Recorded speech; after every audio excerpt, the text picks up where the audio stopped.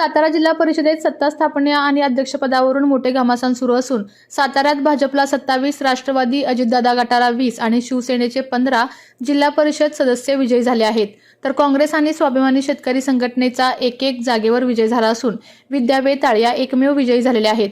अध्यक्षपदासाठी भाजप, राष्ट्रवादी आणि शिवसेना या महायुतीतीलच घटक पक्षात घमासान सुरू असताना कोपर्डे हवेली जिल्हा परिषद गटातून अपक्ष निवडून आलेल्या विद्या वेताळ यांचा पाठिंबा भाजपला असणार असल्याची माहिती विद्या वेताळ यांचे पती व भाजप किसान मोर्चाचे प्रदेशाध्यक्ष रामकृष्ण वेताळ यांनी दिली आहे.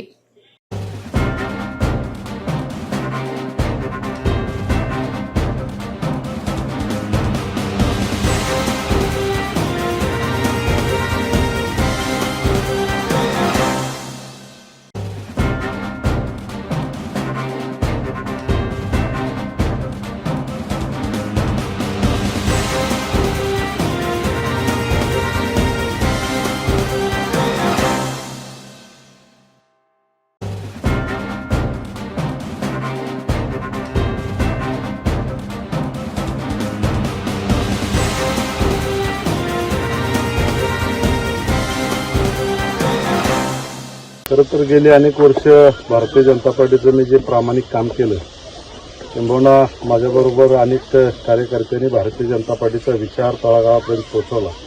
त्याचा सन्मान खऱ्या अर्थानं भारतीय जनता पार्टी आणि या राज्याचे मुख्यमंत्री आदरणीय देवेंद्रजी, त्याचबरोबर राज्याचे प्रदेशाध्यक्ष सन्माननीय रवींद्र चव्हाण साहेब यांनी माझ्यासारख्या सामान्य शेतकऱ्याच्या मुलाचा सन्मान भारतीय जनता पार्टी किसान मोर्चाचा प्रदेशाध्यक्ष म्हणून या ठिकाणी केलेला आपल्याला बघायला मिळतो. खरं तर भाजपची सत्ता जिल्हा परिषदेत येईल नाही अशा पद्धतीची चर्चा सुरू आहे, परंतु आपण अपक्ष एकमेव सातारा जिल्ह्यातून आहात.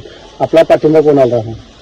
निश्चितपणे भारतीय जनता पार्टी आणि महायुतीची सत्ता सातारा जिल्हा परिषदेमध्ये येईल आणि निश्चित माझा पाठिंबा तुम्ही आता समजून घ्या की भारतीय जनता पार्टीच्या पाठीशी मी खंबीरच आहे आणि इथून पुढच्या काळात भारतीय जनता पार्टी हा माझा परिवार असल्यागत मी काम करतोय. त्यामुळे भारतीय जनता पार्टीलाच निश्चित माझा पाठिंबा असेल. भाऊ, शेतकऱ्यांचे प्रश्न खूप मोठे आहेत महाराष्ट्रात. आता तुम्ही त्याच सेलचे अध्यक्ष, तुमचंच सत्ता आहे.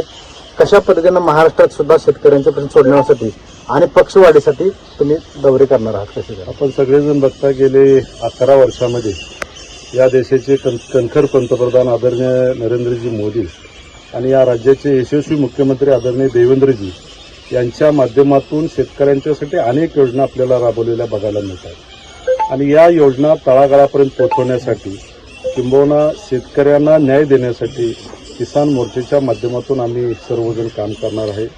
गेली 11 वर्ष या देशातलं सरकार आणि राज्यातलं सरकार हे शेतकऱ्यांच्या प्रती काम करते आणि त्याचा सार्थ अभिमान सर्व महाराष्ट्रातल्या शेतकरी बांधवांना आहे आणि आम्ही किसान मोर्चा म्हणून शेतकऱ्यांच्या जे प्रश्न असतील ते निश्चितपणे सरकारपर्यंत पोहोचवण्याची भूमिका किसान मोर्चाच्या माध्यमातून आम्ही घेणार आहोत.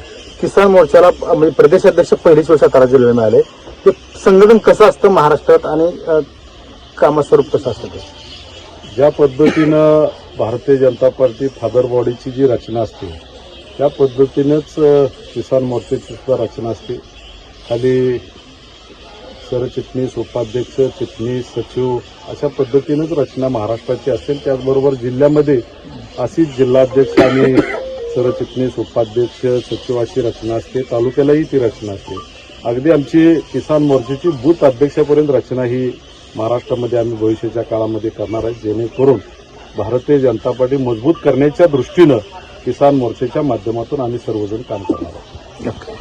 आपल्या तालुक्यातील जिल्ह्यातील बातम्या सर्वप्रथम पाहण्यासाठी आजच सातारा न्यूजला YouTube चॅनलवर सबस्क्राईब करा, लाईक करा, शेअर करा आणि बेल आयकॉन प्रेस करायला विसरू नका.